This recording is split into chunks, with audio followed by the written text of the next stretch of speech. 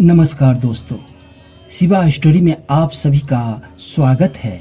अकबर बीरबल की कहानी में आज की कहानी है गलत आदतें। दोस्तों तो चलिए कहानी की ओर बढ़ते हुए, एक वक्त की बात है, बादशाह अकबर किसी बात पर को लेकर बहुत परेशान रहने लगे थे। जब दरबारी ने उनसे पूछा तो बादशाह बोले कि हमारे शहजादे को अंगूठा चूसने की बुरी आदत पड़ गई है। कई कोशिश के बाद भी उनकी यह आदत छुड़ा नहीं पा रहे हैं। बादशाह अकबर की परेशानियां सुनकर किसी दरबारी ने उनसे एक फकीर के बारे में बताया, जिनके पास हर मर्ज का इलाज था। फिर क्या था, बादशाह ने उस फकीर को दरबार में आने का निमंत्रण दिया। जब फकीर दरबार में आया तो बादशाह अकबर ने उन्हें अपनी परेशानी के बारे में बताया।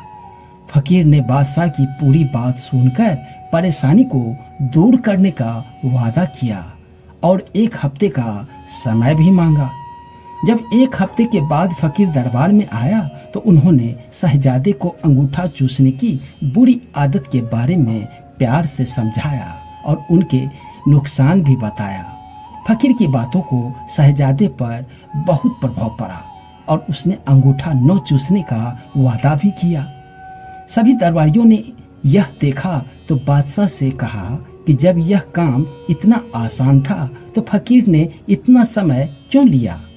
आखिर उसने क्यों दरबार का और आपका समय खराब किया? बादशाह दरबारी की बातों में आ गए और उन्होंने फकीर को दंड देने की ठान ली। तभी दरबारी बादशाह का समर्थन कर रहे थे, लेकिन बीरबल चुपचाप बैठे हुए थे। बीरबल को चुपचाप देखकर अकबर ने पूछा, क्या तुम क्यों शांत हो? जवाब दो।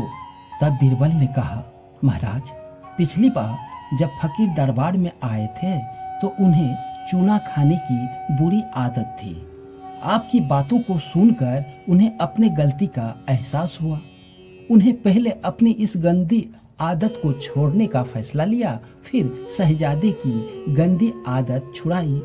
बीरबल की बात सुनकर दरबारी और बादशाह अकबर को अपने गलती का एहसास हुआ और सभी ने फकीर से क्षमा मांगकर उसे सम्मानित किया। दोस्तों, इस कहानी से हमें यही सीख मिलती है कि हमें दूसरों को सुधारने के पहले खुद सुधारना चाहिए, इसके बाद ही दूसरों को ज्ञान देना चाहिए। दोस्तों, ये कहानी पसंद आई हो तो चैनल को सब्सक्राइब जरूर कर ले। मैं इसी तरह का ज्ञानवर्धक कहानियाँ लेकर रोज आता हूँ। धन्यवाद।